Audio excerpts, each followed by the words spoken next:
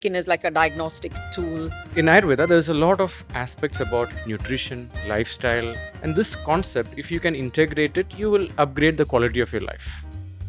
Is there like a chart which I can draw and say, now if I have oily skin and this, then body is Pitta, body is Kapha, and body is Vata?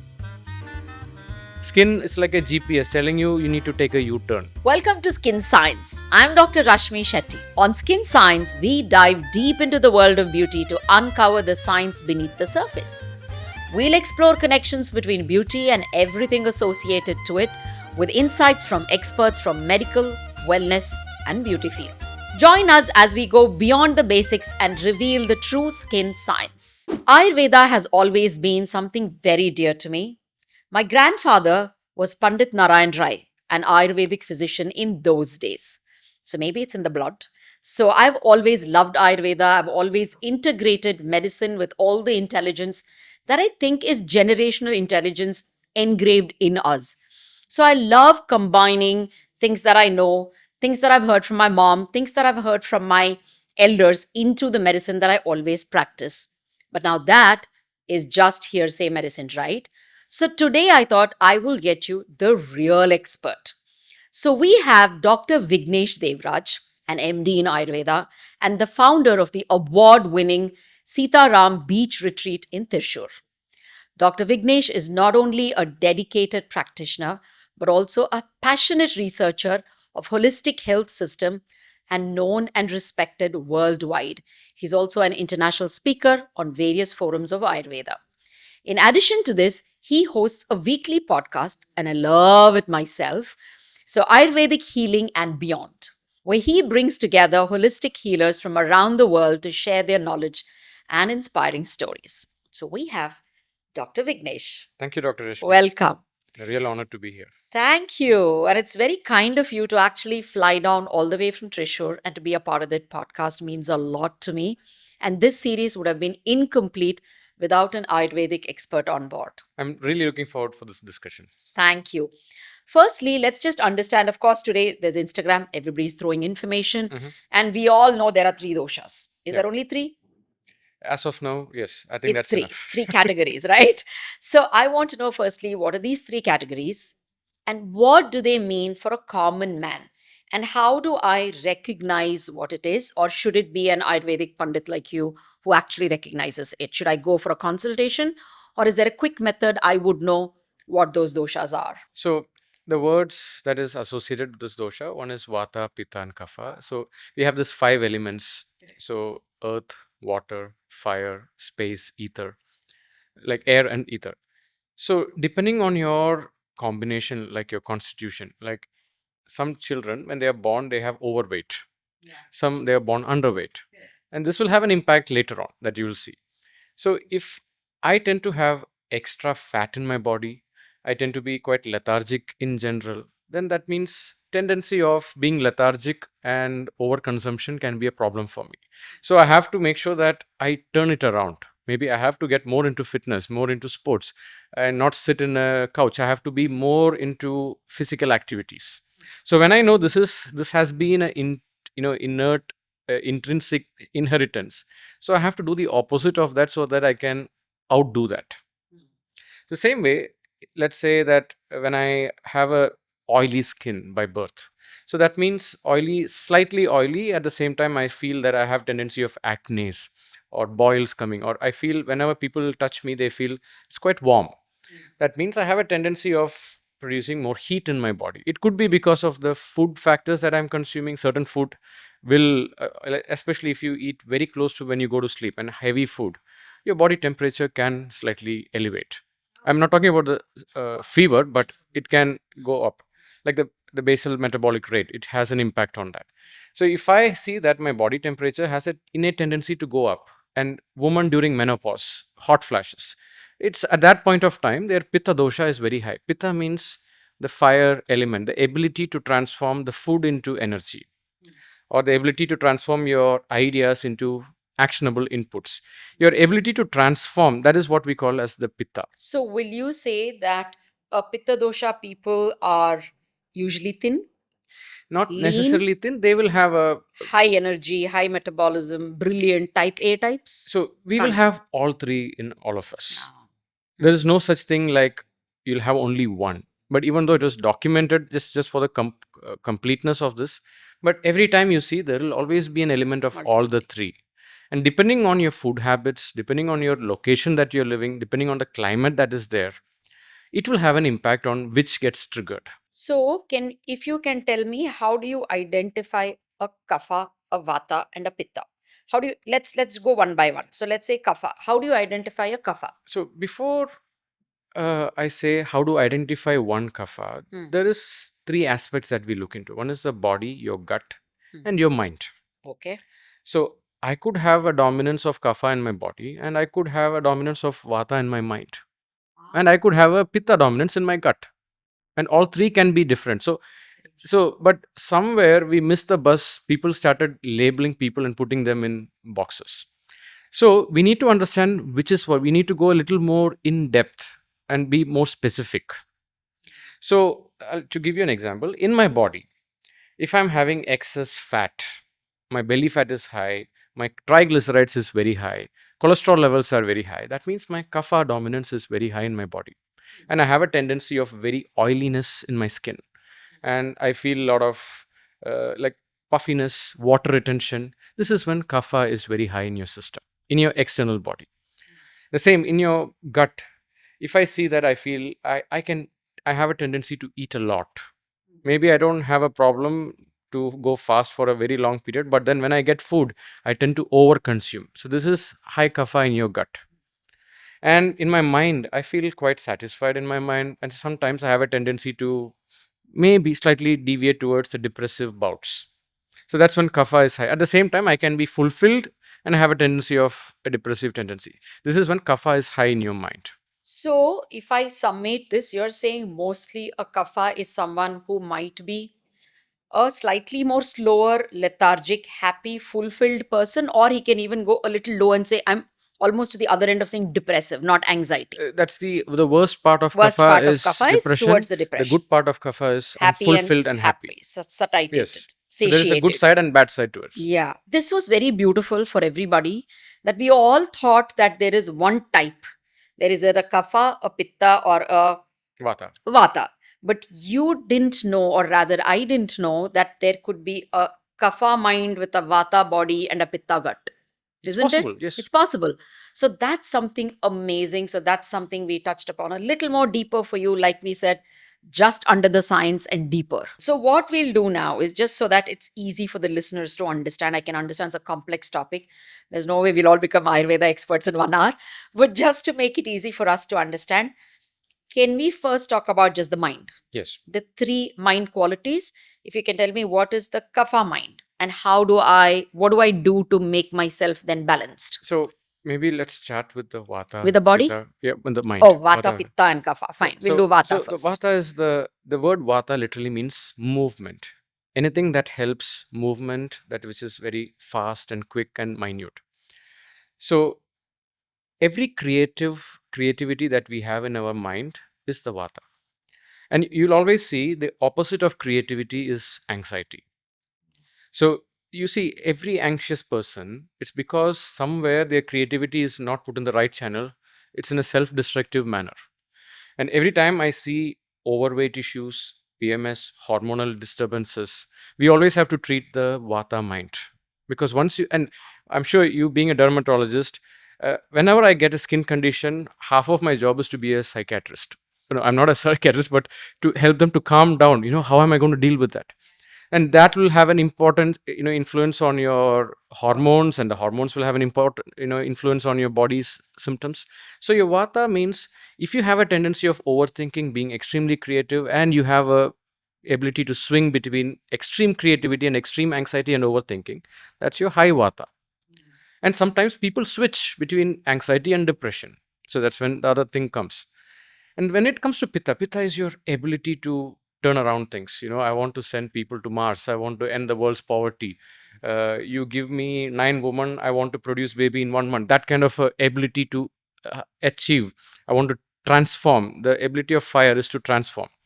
And that ability in all of us, that I want to achieve change, transform, passion, this is what we call the word pitta associated with that. So that element inside of us, that talent inside of us, is what we call pitta. When that is more dominant, your pitta is there. The other side of that is people tend to have more anger issues, frustration. Usually people who are entrepreneurs, because you have to get going, you have to look what can go wrong and find solutions, and you have to be always on the up toe. So you have to have the element of creativity and that passion together. Only then you can be an entrepreneur to get things done. So that is what is pitta. So people have anger issues. When anger issues come, people will have ulcer issues, acidity problems. And because of this, it will have other issues. They will not be able to sleep well. And they could be quite lonely people in general, because they're angry. People also want to keep a distance. Yeah. So that's the other side of that. So we have to make them understand these are your emotional issues that you have to deal with. And kapha is, I'm very happy, very fulfilled. And on the other hand, they could go into a bouts of depression or sorrow or grief. Suddenly they want things to be together. They are people who likes to have people surrounding them who are quite healthy and all inclusive. And the other side, when I say people who are like that, I'm not saying you can label everyone. People keep changing. Like, we all change depending on the surroundings, the people that we interact, the food we had. So when kapha is dominant in you, you tend to be more fulfilling, and you want like-minded people to associate with you, and you want people to have, everybody should be happy. I just want everyone to be happy. That kind of a thinking is coming from your kapha down, and we all have all three of this. Can you Some of it change can your be mind in a day? You can't. see in a day means, As in, something will trigger you to make you happy, then your whole composition changes. It doesn't happen. it always compounds. It's always compounds. Like, the best example you can say, okay, let's say I have a fantastic childhood, and then suddenly I have to leave my home and I have to live in another place, and suddenly I see a lot of bullies or people that don't respect me, or I don't feel included. Suddenly, from a very happy person, I could become an angry, depressive person or an anxious person. That environment can change you around. So your environment plays an important role. But definitely, some children, when they are born, I'm yet to find the answer to that. Some children, when they are born, you see a lot of happiness in their face. Some children, you see a lot of sadness and pain in their face. But you can't generalize it, and it's not good for me to generalize it. But you can see it in their eyes. There is a genetic factor also. But you are not limited with your genetics. But knowing your genetic limitations and your advantages, you work on it. So this is just a brief idea of in your mind. Yeah. Now, Body. so if you come to the body, let's say that I tend to have a lot of excess. Let's say I have tendencies of pain in my body. I have tendencies of arthritic pain, stiffness, Joint pains. or tendencies of history of osteoporosis in my family. Or somebody says my parents had arthritis or osteoarthritis, knee pain, and you could see the bones, like the fat percentage is very low. That means my vata dominance is high in the body. It's just a way, before we had BMI, fat percentage determination, those were the words they used before we had microscope, blood test. It was a common way to understand human beings. So that is when vata is high. And these people, if they don't turn it around, they could end up having pain, dry skin, arthritic tendencies, stiffness. These are the physical conditions. When it comes to pitta, like so when you go to a textile showroom, people who buy extra small, vata, medium large, pitta, extra large, kapha. So you can see all the three. Or if you see marathon runners, in their body it is high vata, and you'll see sprinters, like they are quite built, it's pitta.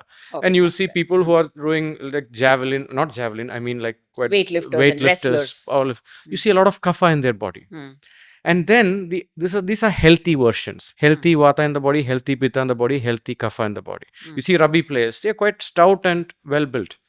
And they are good kapha, good pitta is all the people who So basically, you're saying all the three have a very healthy version, like And, you said, in the and- mind, a positive version and a negative and the version. healthy version and the unhealthy version Unhealthy that keeps you sick. Mm.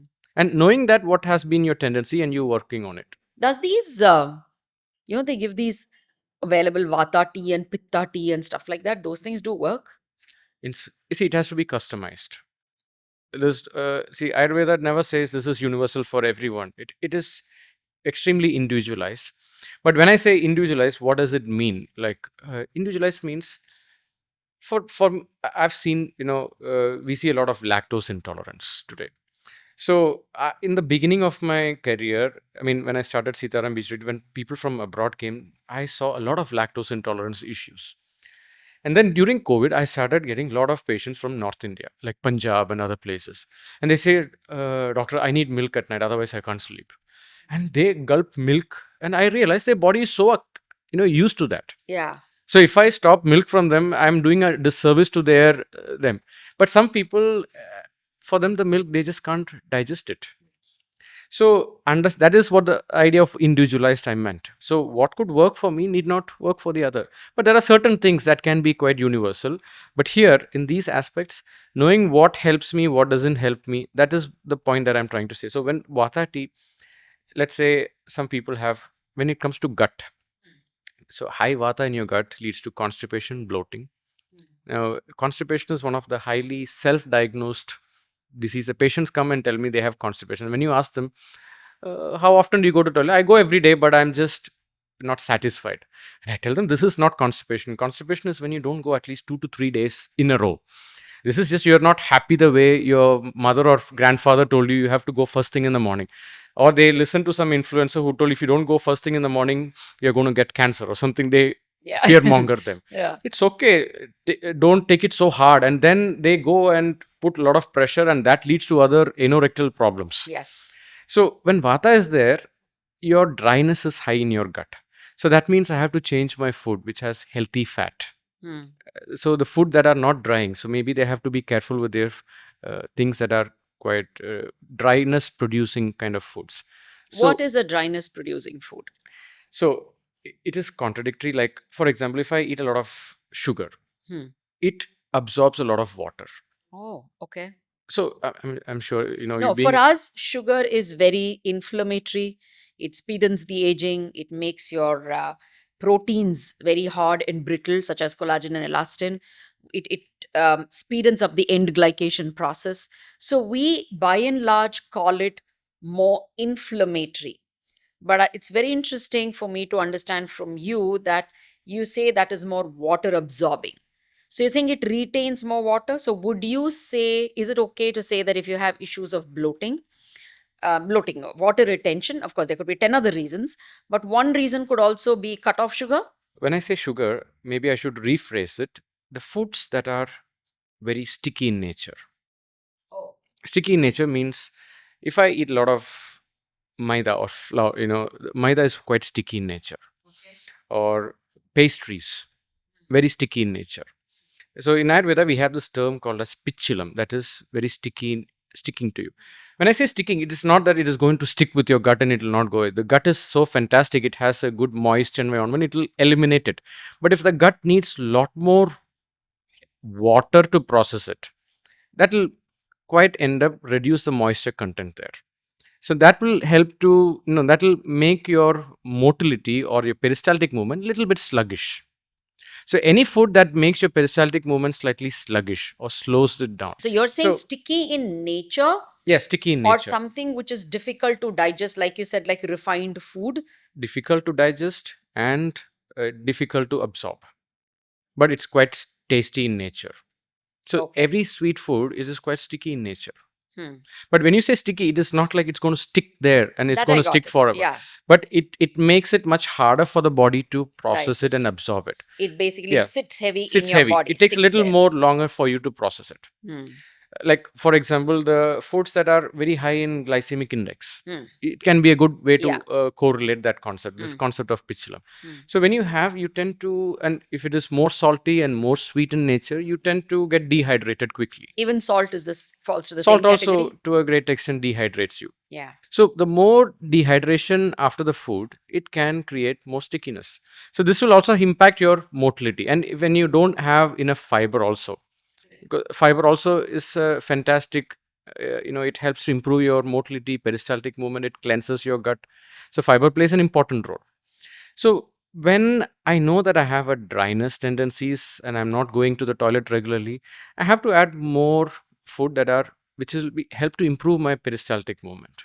So high in fiber, high in motility abilities. So that's why some people take laxatives on a regular basis. But laxatives on a long-term basis, it'll dry you up even more.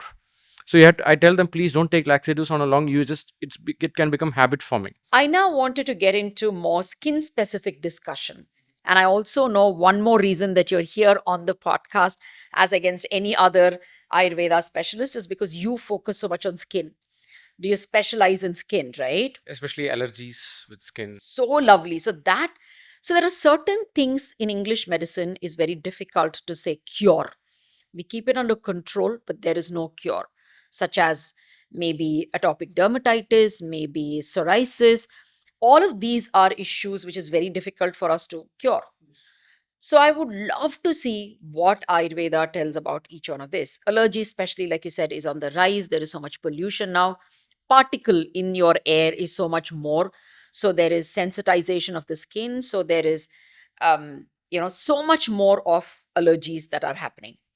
So I'd like to understand from Ayurveda, how do you go about treating allergies? First, we need to understand to what severity is the allergy.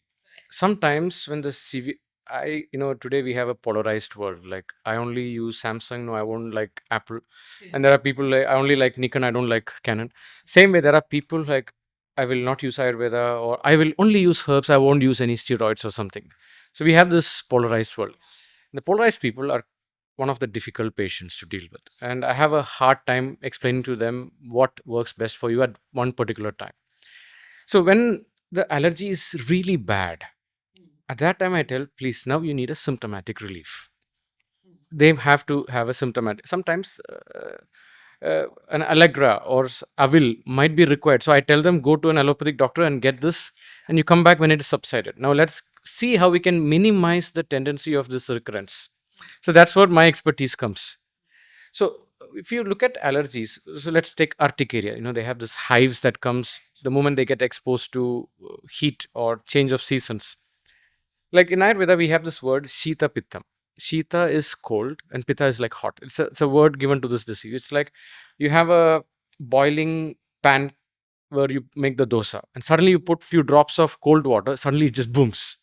And that's exactly how it happens in your body. So if you look at the evolution of that disease, it starts with Viruddhahara. Viruddhahara means when I consume incompatible foods over a longer period of time. This is the cause for this. And there's no one single cause. It's always a combination. So if I have a tendency of eating incompatible foods for a very long period, then on top of that, if I sleep very late at night.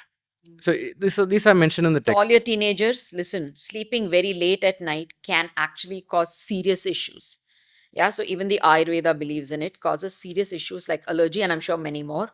This Viruddhahara is a very beautiful word. How do you know what is compatible? Can you just name a few commonly compatible and incompatible food which happens in our daily thing? I remember someone telling me don't eat fish and curd. Those are certain things that you see, like fish and curd, milk, and some certain fruits. Like Milk and fruit not to have. certain fruits, especially if it's citric in nature. So you're saying when you do a milkshake and have, there's only certain fruit that you can combine with milk. So if I put lemon in milk, It's spoiled. it's not going to Yeah. combine well. Yeah. See, the best example you can say, we segregate everything in life. Hmm. We put dry waste, wet waste, electronic waste. Yeah. But when it comes to our gut, we think everything you can just put inside and the gut will That manage has to it. do it. Huh. So you also need to learn to segregate it in a proper manner. Certain foods which are perishable, you put it in a certain way, and then you wait, and then you put the next certain things. So incompatible foods are when you combine foods, when both of them go together. So let's say I know patients who have skin problems, and when I ask them, do you take any cold smoothies, which is, so what they do, they take the whey protein in cold milk, and they add a lot of bananas, and they put peanut butter. Yeah, this is the most famous combination, Yes. isn't it? See, by nature, it need not create problems. But let's say I have a very weak, sluggish digestion, and that's the only thing I'm drinking first thing in the morning. And somewhere my digestion becomes poor and I'm not sleeping well. And over time, this could lead to other skin health problems. So it's not like it is for everyone. Nobody should use this. For certain people, you could ask every allergy patients. I go in detail about their eating habits, and their emotional health. So usually these two combine together, and suddenly one fine day, aha, the skin is it's like a GPS telling you need to take a U-turn.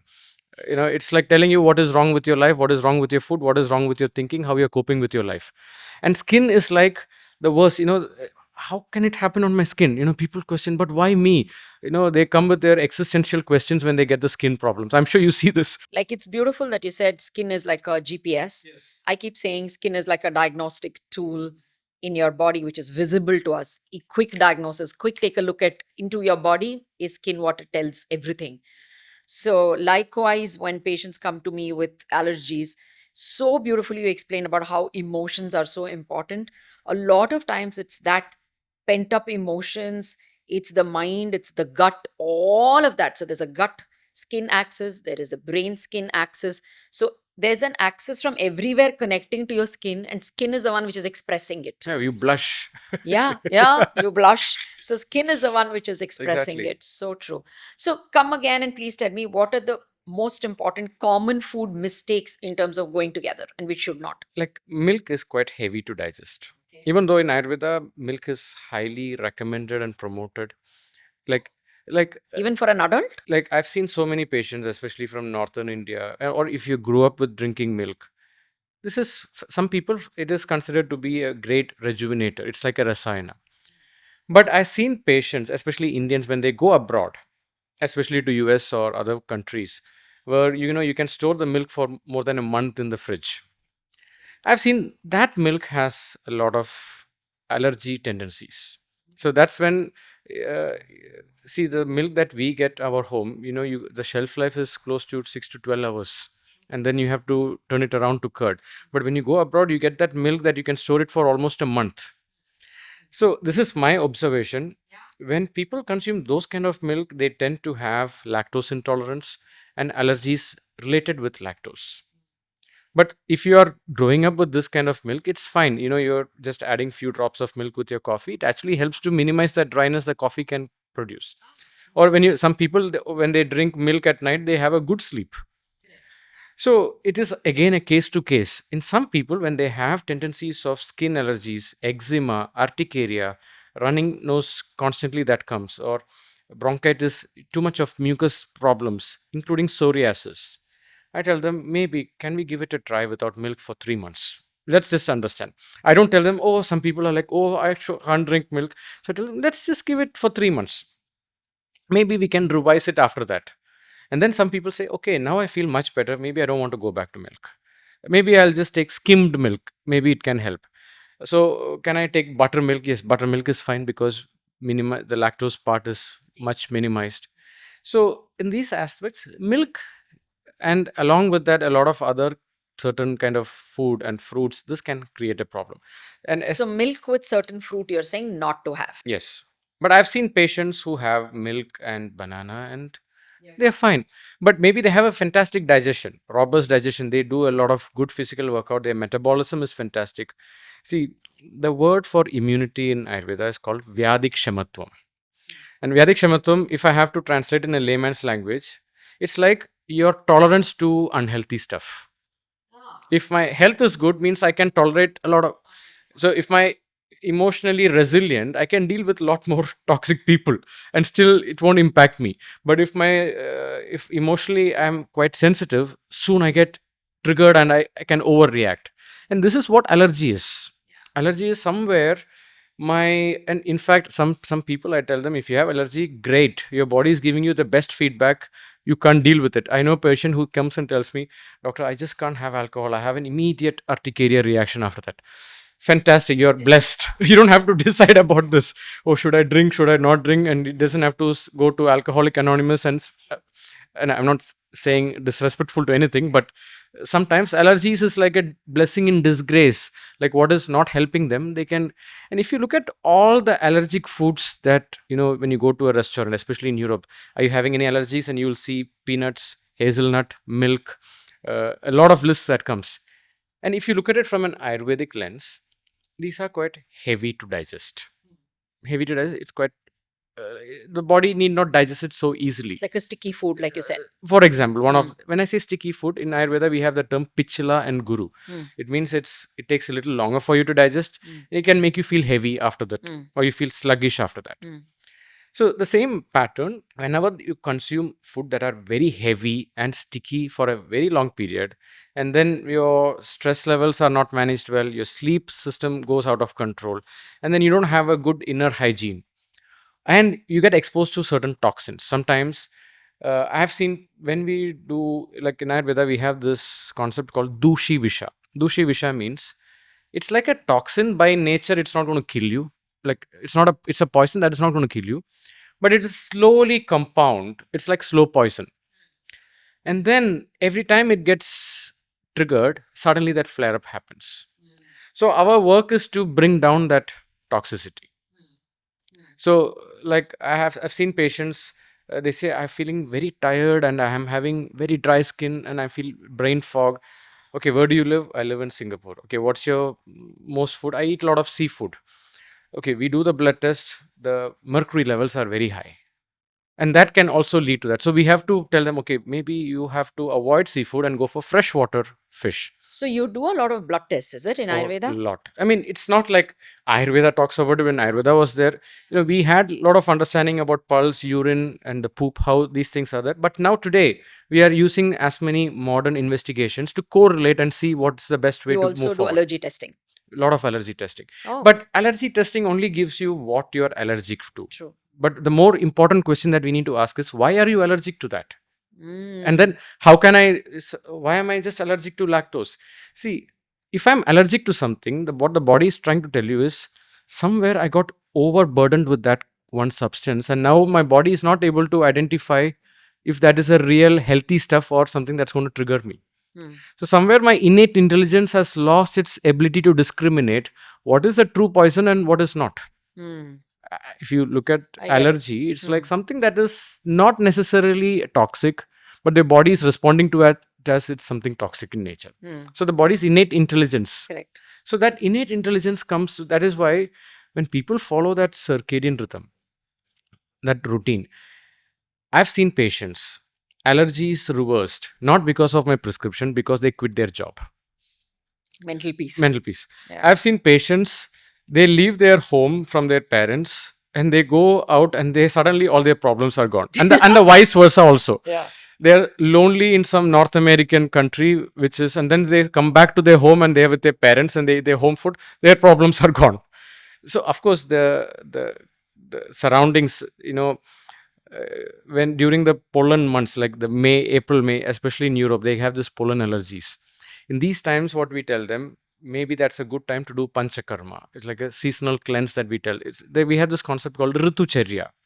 Ritu means the seasons and Charya means, like, I know that if it's going to be raining, I have to carry an umbrella so that I'm prepared for it. So I know the next 2 months, like in Europe and many cold countries, before the winter comes, they have to put winter tires. It's just a preparation. Same way, when I know the pollen time is coming, and the winter time, my body's mechanism is different, and suddenly the sun is going to come out a lot. That's a good time to bring down the excess mucus load in your body. And usually when I say, especially patients who have this extreme cold winter and then they go to this pollen climate, they have this hives, they have this pollen allergy. Sometimes it can lead to near-death experiences because of this allergic reaction. So at that point of time, I tell them to do a panchakarma in the months of February and March, so that the April, May, they feel suddenly when they get exposed to this pollen, maybe it handles it better. Because what used to trigger you, you're much better prepared. So that ability to overreact becomes a much better resilient response. So that's why, to bring down the excess mucus load, maybe at those times I sleep better, I avoid alcohol, I avoid heavy pastries at night, or if you're eating a lot of croissants or a lot of pastry food and heavy in sugar and fat, these are the things that is called sticky in nature. Not just sugar, but sugar is a basic currency, yes. So that is pichila and heavy in the body. So I tell them to reduce that, and doing a panchakarma just prior to that, it has a huge impact. So coming to that, correcting the food concept, correcting your sleep hygiene, improving your emotional resilience, working on that, And if certain things are beyond your scope of control, sometimes I tell them, sorry, you have to change your location. Living here, experience taught me medicines are not going to help you. Changing your location is the only way, or changing your job is the only way.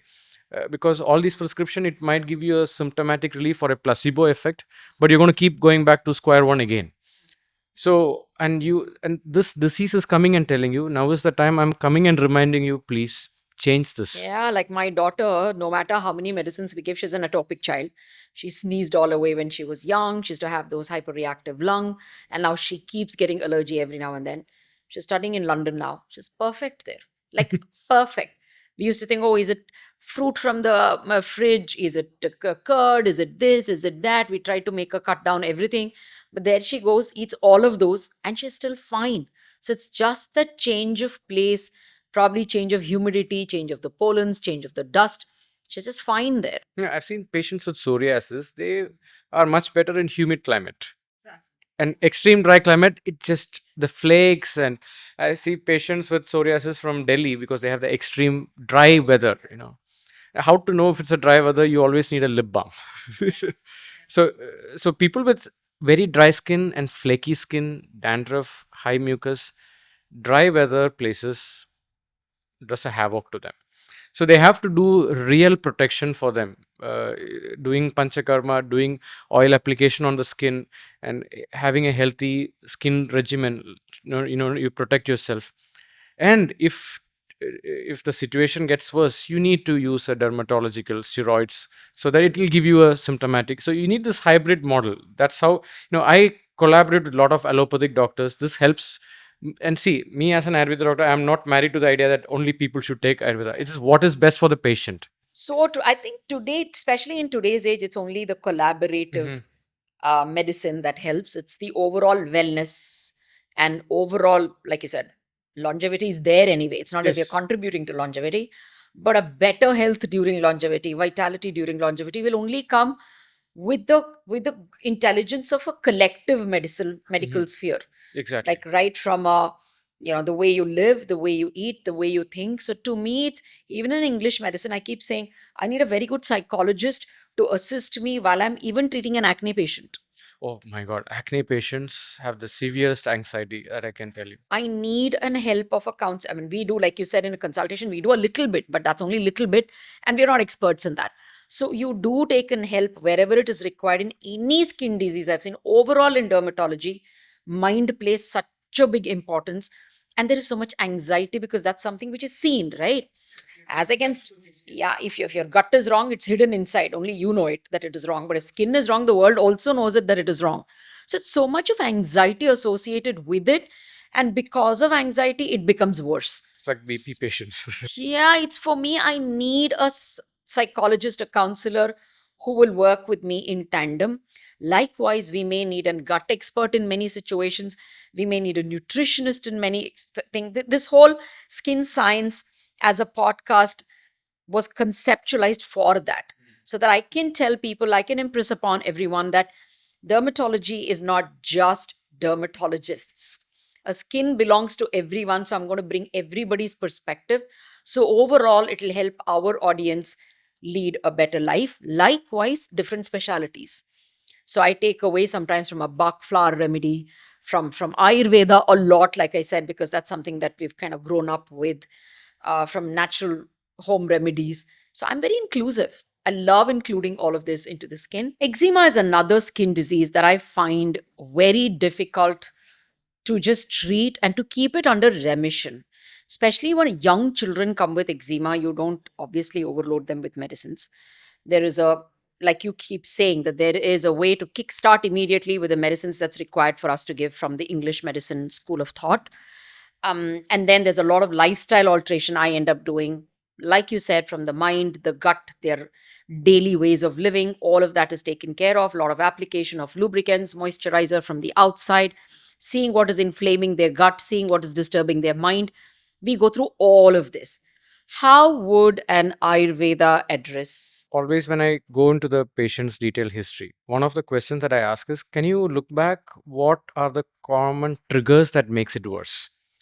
identifying what are the common. I'm sure many patients, they say, okay, this climate, this food, this situation, they will themselves will give you the solutions.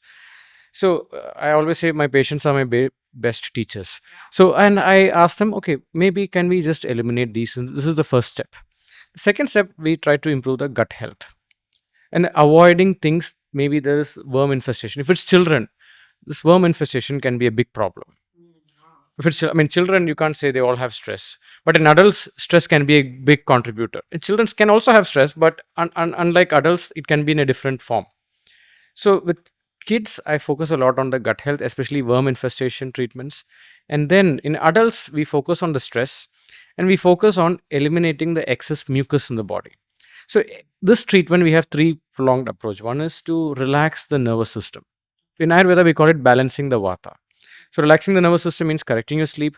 And also we have a lot of treatments where your fascia and your muscles are relaxing. Like we have this treatment called Dara. One is Shirodhara. I'm sure it's one of the face of Ayurveda. People talk about Shirodhara. They don't know what is Ayurveda, but they know Shirodhara. So it's just, like when people are very angry or sad, they keep their hand on the.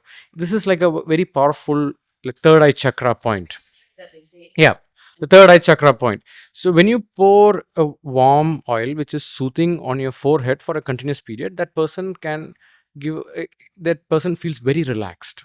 Suddenly the thoughts or what used to bother them, suddenly they are able to switch off. And I've seen some exceptions where it doesn't help them. They need other therapies. So this is one therapy, and for others we pour. How often can you do a Shirodhara? Like when a patient comes to see in my retreat for like 2 to 3 weeks, we might do for like 5 to 7 days. But that is just one of the treatments that we do. In other people, like there are treatments where we pour certain anti-inflammatory herbs. Sorry, I'm just getting back there. If you're an urban dweller, can you just go to these local Ayurvedic spas and centers and do a Shirodhara weekly or monthly? Does that help? I mean, just don't go and self-diagnose it. I mean, if you are quite healthy and you just want to relax, it's fantastic. But if you have certain conditions, consult a good Ayurvedic doctor and get the prescription and see. Maybe I've seen people doing Shirodhara and coming back with neck pain because they have tendencies of excess mucus and stiff neck, and sometimes Shirodhara can have some adverse reactions as well if you don't get the right prescription and doing it at the right stage. So one of the treatments I'm talking, so one is to relax the nervous system. And I've seen, especially in these conditions like eczema, including psoriasis, when the mind we are able to help the patient to really relax and let go, it has such a profound effect. But that is not everything. Even in spite of that, you will see relapses happening. That is one. Second is understanding what are their diet that could be not compatible with their body. I don't say toxic. I'd say what is not compatible with their body. And then according to the blood test, you will see certain IgE, IgM inflammations happening or eosinophilias being very high. They have a history of allergies happening. So accordingly, we prescribe certain Ayurvedic medications for that. And then third thing is I prescribe a lot of supplements too. So in certain cases, what your body is lacking, you need to top it up. So one is relaxing the body, mind and body. Second, eliminating whatever is excess in your system, including the toxins. Third is whatever is missing in your body, you top it up. This is a three prolonged approach. We call it Shamanam, Shodhanam, Rasayanam. Shodhanam, Rasayanam. Rasayanam is like, okay, people think Rasayanam is Chavanprash, but that's just one of the part because... But what is missing in your body, you top it up. So you take all the diseases you can put through these protocols, especially the autoimmune conditions, lifestyle diseases. Yeah. You put this protocol. So when eczema, we have a important focus on their mind and also improving their immune system, body's innate immune system. These two will help. And then understanding what are the food triggers that are contributing, maybe gluten, maybe milk, maybe certain street food that they're consuming it, which I tell my patients to keep like a food journal. Oh, I love that. Yeah, I tell them to just write down, and I'll tell them you'll diagnose yourself. Which one, which day, then you will see a repeat pattern, then you'll know these are the foods to eliminate. Exactly. In fact, that's a better way of doing than just doing food allergy or food sensitivity testing. For me, this has worked like a bang on method. Because they themselves, the problem with people, they think that if I eat this food, I should get this problem immediately. Sometimes what you eat now, maybe after 4 days, you will get the reactions. Oh, okay. So I mean, that's when you keep the food journal, you're able to go back and see what where this happened, see the cause and effect. Our mind thinks it has to happen immediately, but it could be a compounding effect after some time. So that's what the food journal has a huge impact. So, what about severe psoriasis? Again, like dermatological medicine has a whole load of things. There's new biologics are there. There is other traditional medicines which are there to alter the immune response of the body and immune system of the body. Now there is more targeted immunotherapy that we end up doing at that exact level where it is triggering. But having said that, it is very much something that we can keep it under control. You kind of douse the fire. That's it. The autoimmune disease, it's still an enigma in its own way, because we still don't know what is the real cause. When you read the textbook, it's an idiopathic disease in nature. We do not know. But there are possible causes, and it can be, sometimes it can be self-limiting. It will go on its own. Sometimes it can. So usually, You know, they say some of our skin patients, I remember, they come and they say, we went to a particular temple and the disease is gone. yeah, And doctors have treated me forever. Or they say, we went to a certain pond, took a dip, and it's been told that you go to that pond and take a dip, it's gone. To me, it's more of the faith and the mind that has just worked. yeah, it's a very powerful Like influence. we say, how we do say there is a brain Placebo gut, effect, that's what brain placebo is, skin yes. axis. So it's just that. And the opposite is nocebo. It can also do the adverse effect. So when it comes to the autoimmune disease, first thing that I have to deal with is many patients take it as a life sentence. They think that, oh, it's autoimmune disease, and they will come with a lot of Google anxiety. Google anxiety is, they go to the Google and they say, oh, this cannot be treated. You need to take steroids and the side effects of steroids, and they go everywhere. So I tell them, okay, don't take it as a life sentence. It's just a way to correct your course. It's always a course correction in your life. Like in Ayurveda, we have this term called prayaschitta for treatment. Prayaschitta means it's not like Repentance. it's like penalty for all the wrongdoings I did. Yeah. And diabetes is a penalty for my high sugar Extra consumption sweet, and my yeah. sedentary life. Yeah. So let's see what are the course corrections that you need in your life. So first, we always look at it as a kaphaja condition. If there is excess flakiness, too much of pus, sometimes it is coming out, and they have seborrheic dermatitis also can be associated with that.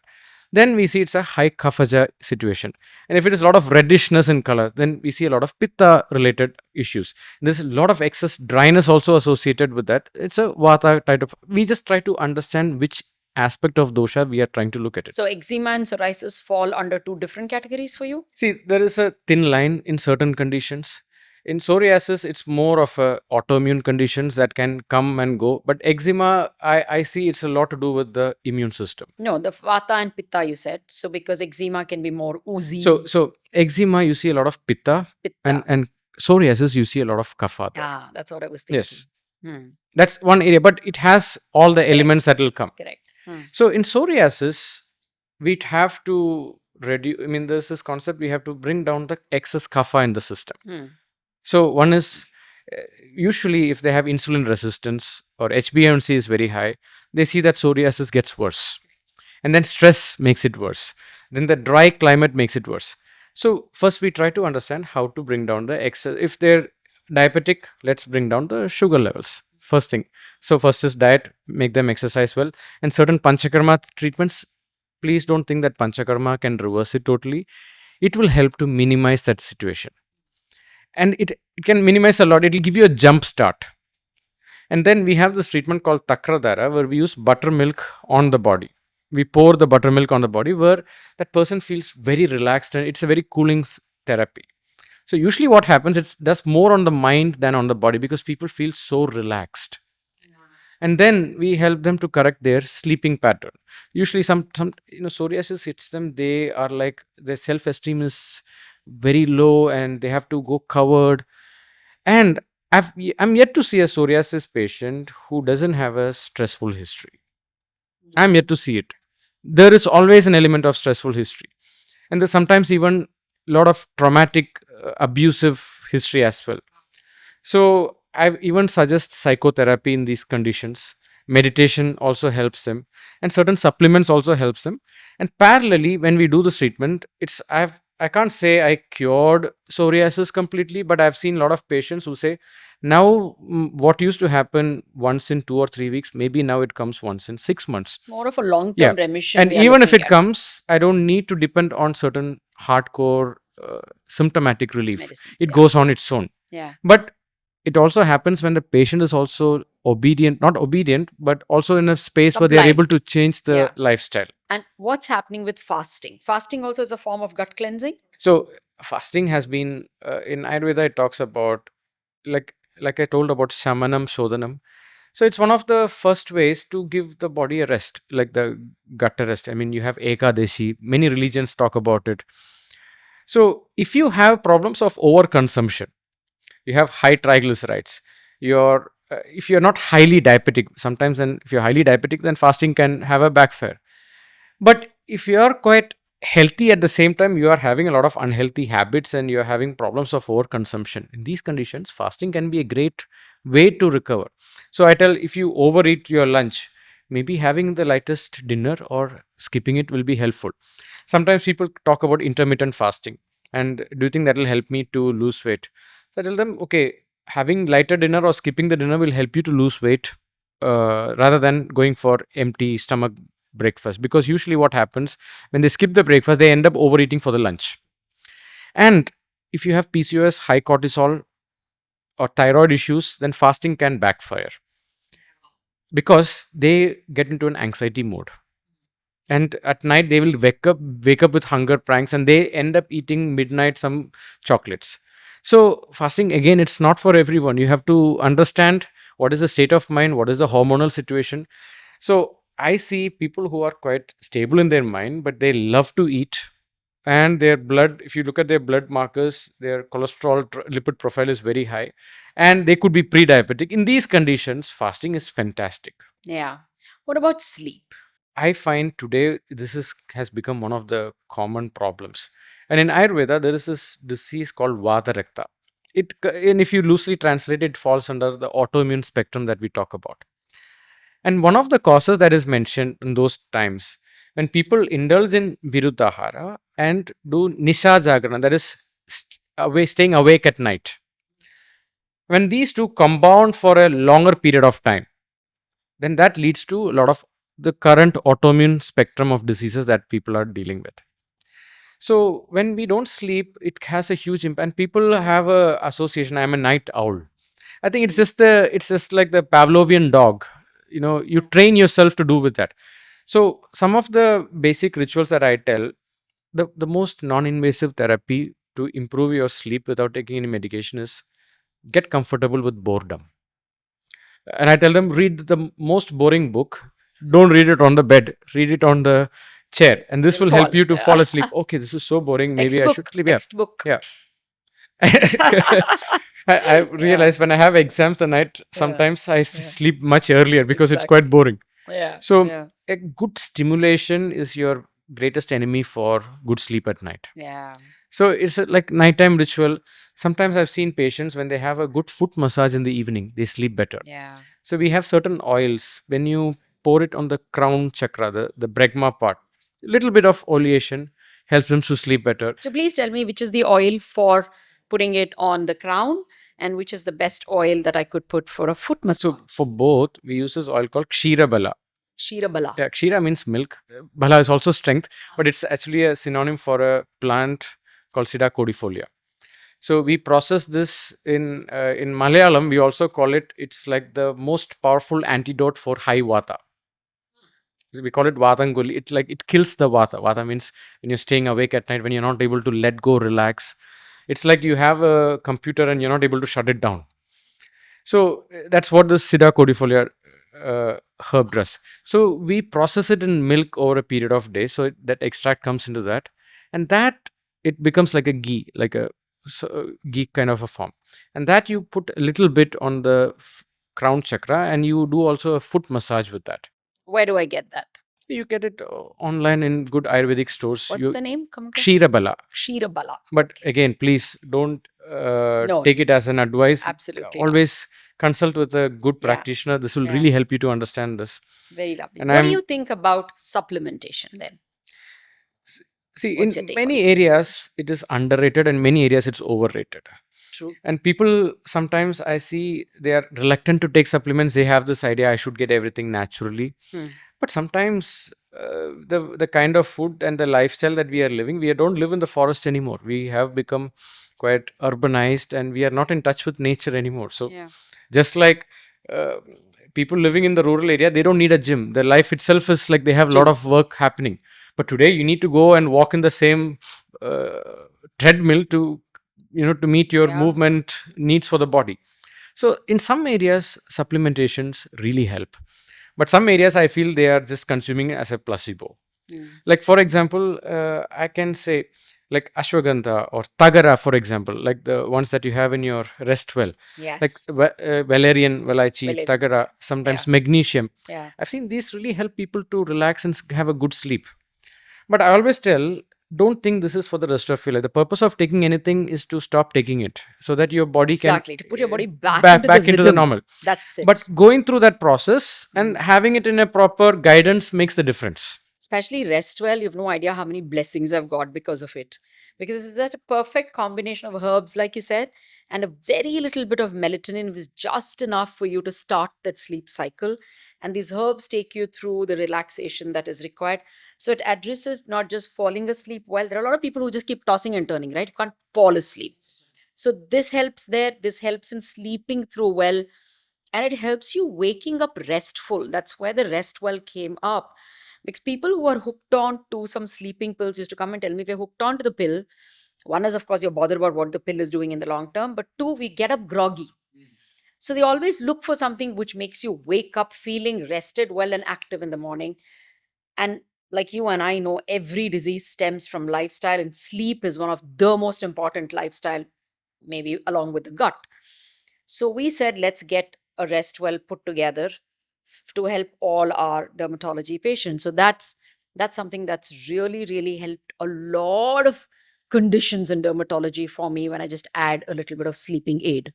Like all autoimmune conditions, I can't say all, it will be a too generalized statement, but especially skin related autoimmune conditions, psoriasis, psoriatic arthritis, even allergic dermatitis, there is always a herb or a medication or a supplement that I put to improve the quality of sleep and their anxiety. Because this, without that, so in Ayurveda, we also have this thing called Manasamitram Gulika. It is like, it's like the friend of the mind. It helps to calm down the mind, because the mind can be your enemy and your friend. So it is a way to relax. So like this restful, I can totally connect with that. If you are not able to really let go and relax, treating of some of these allergic response is a challenge. True. Because it plays an important role. True. So true. Do you also believe in supplementation for PCOS, which could also lead to a lot of issues such as acne, hair fall, so many things in young adults today? So do you also, instead of putting them just on hormone corrections, do you also think there are certain herbs that can help them? I personally don't prescribe a hormone correction because I don't do that. However, we look at, okay, PCOS, let's take a life of PCOS patient. If you look at them, finally, they don't follow the circadian rhythm. They'll sleep, wake up. Most of the patients, I ask them, when they let's go back, they would have left their home or at hostel. They had hostel food, which need not be right. A lot of junk food, sleeping very late at night, no exercise, or stressed. All of this put together, and suddenly in India, we see patients, ladies, they get married, and the mother-in-law and the daughter-in-law comes together for the consultation. They want to get pregnant, so they come as fertility, or they have this hair growth on their face, and then they later, okay, this is PCOS. Then, tada, what to do with that? So here, definitely, supplementation to some extent, along with their lifestyle change, does a lot of help. And when I look at the whole concept, if they can correct their sleep and eliminate that high glycemic food if they tend to take, that has to change. And then, of course, all immunity building therapy will also help. And then, in some cases, Panchakarma helps. Some cases, just going through that lifestyle for 3 months itself will reverse that whole condition. So I've seen patients, if some people just get help with their magnesium. I've seen this really helps. Sometimes zinc sometimes helps. So in Ayurveda, we also recommend when they have menstrual cramps. So we give this supplement, Ayurvedic medicine, which also has a little bit of castor oil in it. It's just a milder dosage of castor oil. So when they have menstrual cramps, it is like, every month that egg that was not used has to go out of the system. So let's say, I have to take if I take the skin, the hair out of my skin, the hair is stuck there, and if I forcefully pluck it, it's going to pain me. Same way, something that needs to go out of the system, it is resistant to let go. So that is creating that pain. Somewhere the body is resistant to let go of that. So we look at it like excess kapha there, and dryness also in one area. So the body, one is not relaxed. Second, there is excess mucus producing food indulgence, and the circadian rhythm is not followed, and all of this put together. So when you correct all of this along with certain medication that help to improve their, we call it correcting the apana vata, which is the downward movement of energy. This is where we recorrect it. Wow, interesting. One very important thing that I wanted to ask you is hair. Because as English medicine and dermatology, we obviously believe this part is dead, which we all know in every medicine. So many of patients come to me saying, what do I do of the texture of my hair? So we tell them at most we can think of a certain nutrition which really helps the texture of your hair, certain specific vitamins in the B group. There are certain things like proteins and fats which actually make your hair strand good or not so good. And also the way the alignment of your cuticles from the top plays a big role. So all that we can do probably is give you the right kind of conditioner, right kind of oiling from top. That too, when I give oil, they end up using excessive shampoo and make it more dry. It's not the oil that makes it dry. The excessive shampoo to try and remove the oil is making it even more drier. Or they end up thinking, oh, let's go for a chemical treatment on top. Does Ayurveda talk about hair texture? Because Ayurveda does believe in a lot of oiling, right? So I'm more interested to understand from you about oiling for the hair texture and not necessarily scalp and its health and its blood circulation and calming or whatever. So if I go to the root, unless there is, sometimes certain disease conditions can lead to hair loss. Correct. But let's say in a normal person, suddenly there is a unnatural cause that is leading to hair loss, or the hair is becoming brittle or thin. So like when we talk about the doshas, there are two qualities: excess dryness, excess heat. Okay. Like if you see male baldness, high testosterone leads to high heat.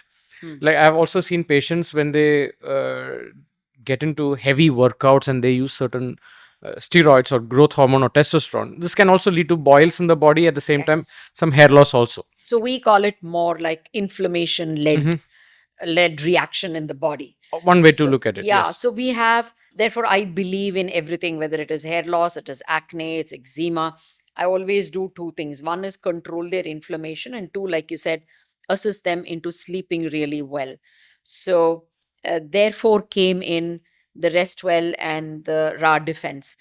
In the defense, I don't know, I'd like to take your opinion. What we have is tulsi, milk thistle, curcumin, piperine, and ginger.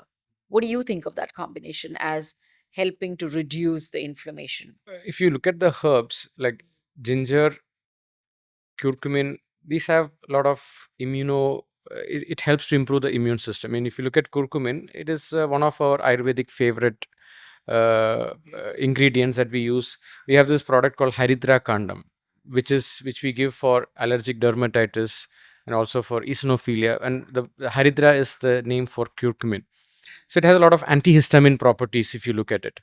So when you look at this combination, it helps to build your immune system. That is one area that definitely you can look at it. And when you look at the brittling and the hair loss, we always try to balance the excess heat in the system. And how do we do that? One is correcting your food, correcting your stress levels, and cleansing your system with virachanam. This is one way. And then there is excess dryness. So dryness can also happen because of your food that you consume and the climatic situation that we do. So internally, we also build all the immunity building system. So here, this will also help to improve their immune system in one way. So we give a lot of healthy fats, like ghee is one of them. So there are some medicated ghees we give according to this condition, and also some rasayana therapy that can be given. See, good hair is a result of, like skin, Good health. Yeah. good health. Yeah. But in some people, you can feel, in males especially, they can be fantastically healthy, but still they could have the baldness. Certain genetic factors will also play a role. Correct. But thyroid issues has to be ruled out. High testosterone has to be ruled out. PCOS has to be ruled out. So other than that, sometimes they could go through a burnout and have hair loss. Yeah. Or chlorine infested, not infected, like high chlorine amount of water. This can also have an impact. So chlorine can lead to excess dryness also in the body. So we work on understanding the excess heat and dryness. These are the two factors that we look at. In Ayurveda, you guys give a lot of ghee-based things, right? Mhm. Would you do that even if a person is obese, or if the person his cholesterol is high, or if the person is having heart conditions? You would still give them ghee-based therapies? So, like ghee is quite nourishing in nature. Nourishing, but at the same time, see, we have this concept: before you paint a wall, you have to scrap the old paint. Otherwise, I'm painting it on the old paint, it'll come off. So, before you have to give ghee, you have to set the body to be able to receive it. So let's say some people, they may not be able to, they are not in a position to consume that. So we have to prepare the body. Is it really in a position to consume ghee? So let's say let's say the tongue is very coated, their appetite is very low, their bowel movements need not be the best, and maybe their lipid profile is extremely high. Suddenly, if you just give them ghee, maybe the body doesn't handle it. So we help to improve, bring back their digestion, bring back their appetite, improve their metabolism, and only then we start giving the ghee.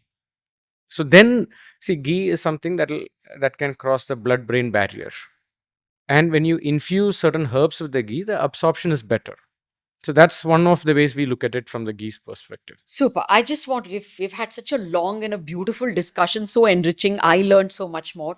I want to ask you one thing. There's a lot of these Ayurveda retreats. So obviously you believe in them, therefore you have one.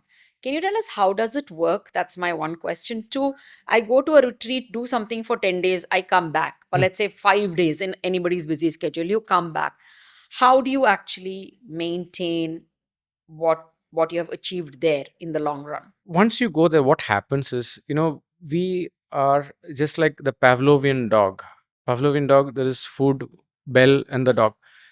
And then just the bell, that thing comes. So somewhere when we get into a daily routine, we get stuck in that autopilot mode. And when you change that and go to a retreat, like what I do there, they have to wake up on time, they have to eat on time, and then they have to sleep on time. Whether they do Ayurvedic treatments or not, just by following this for 1 week itself will have a lot of reversal. And along with that, you have yoga, you have meditation, you connect with nature. And when you do this treatment, suddenly you feel, oh, I never felt so good and light in my body. And then when you come back, now I want to preserve this. And how do you preserve this? Maybe my ability to say no to certain things will get better. Maybe if I am a person who take a back-to-back appointments without taking break, I want to have some breaks in between and then take my next appointment. So like I was also there, but the idea is, you have a different set. You raise your benchmark. Now I know what makes me healthy. But in order to get that, you need a change of your current ecosystem. So that's another thing that happens when you go to a like an Ayurvedic retreat that I'm talking about. So when you come back, now I want to make sure I go to sleep on time because I want to continue that same rhythm. So when somebody is going to sleep, let's say at 10:30 or 9:30, it's not like he's genetically blessed.